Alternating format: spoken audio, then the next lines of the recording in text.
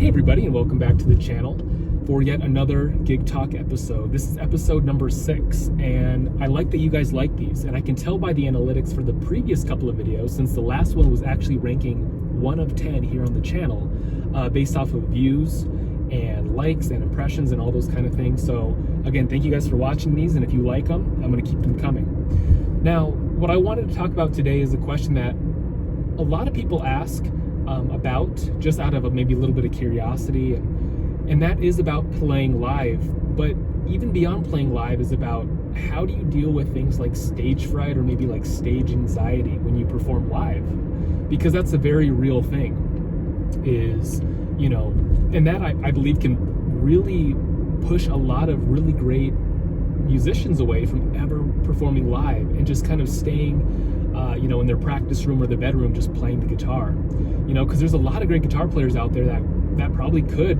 perform live and make, some good money doing it, but maybe they're just really,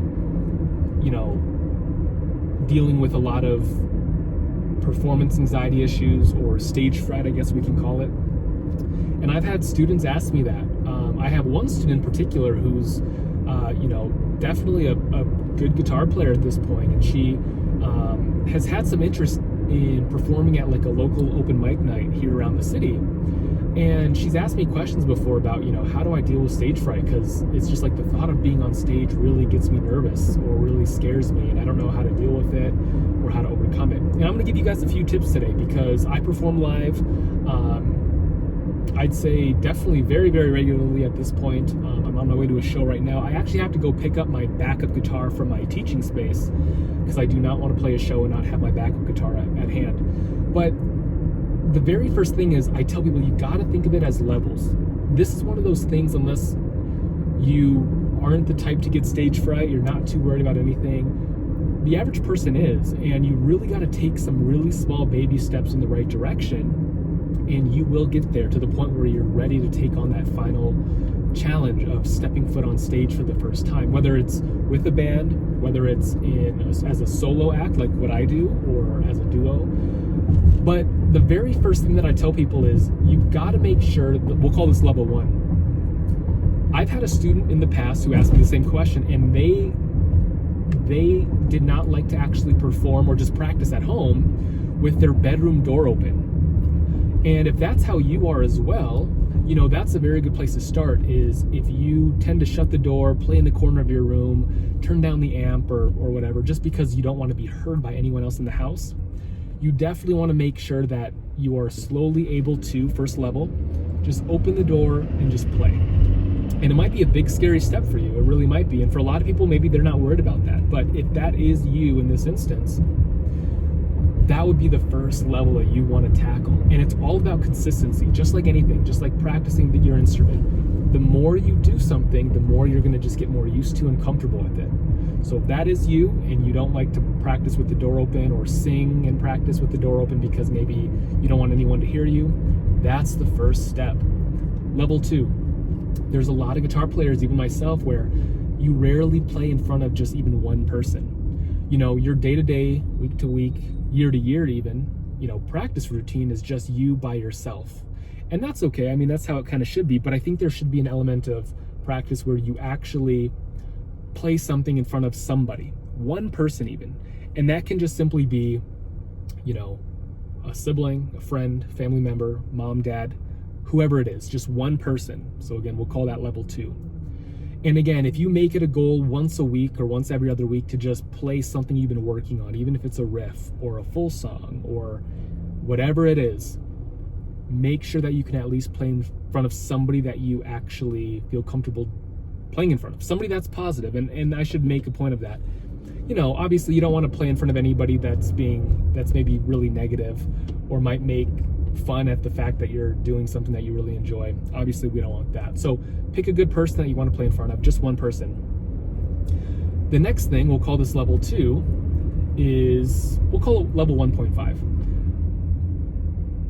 I would even play in front of somebody that, you're decently comfortable with, but maybe they're not family. Maybe it's just a friend, someone that wouldn't expect it, somebody that doesn't know that you play very much, and all of a sudden you're like, hey, I've been playing guitar for a year or two. Can I play in front of you? right? Can I play something in front of you? We'll call that level 1.5 because that can be really scary as well. You know, you might be playing in your house where you've got, say, you know, your siblings are there and you want to play in front of your brother, and they know you've been playing guitar for years. That's its own thing. So again, you can take that initial jump to play in front of somebody that's not really, or doesn't know that you play. And I think that can be really nerve-wracking as well, and something you should be practicing too. Now, I remember when I was a lot younger, first getting into guitar, probably first 6 months to a year, and I remember we would have family over for Thanksgiving or Christmas or Easter, and I would attempt to play a little bit in front of the family. And what was really nice is my uncle, who a lot of you guys know is Mike from The Art of Guitar. You know, he would obviously, he's a great guitar player. He would play and the family would get into it, and I would kind of just strum along the best that I could and kind of follow the chords that are going on. But it at least gave me some really good exposure to playing in front of a group of people. And it was a group of people that was family. So that really made things a little bit more comfortable for me, at least. Anytime there's a family get together, maybe, like I said, maybe it's Christmas or Thanksgiving or something, if you could just pick up the guitar and play something that you've been working on. It could be anything. It could be as long as a whole song. It could be just a part of a song, maybe just the first verse and chorus, whatever it is. Level 2 is a very big deal, by the way. And a lot of people don't even get to that level.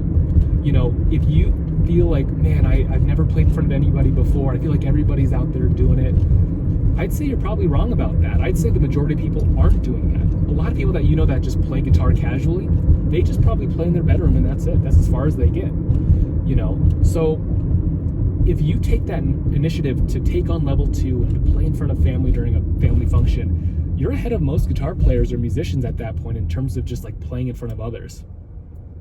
Now, level 3 is a big deal because at that point you feel comfortable with levels 1 and 2.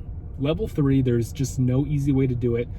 It's going to be performing in front of strangers at maybe like an open mic night. I think that's a great way to practice.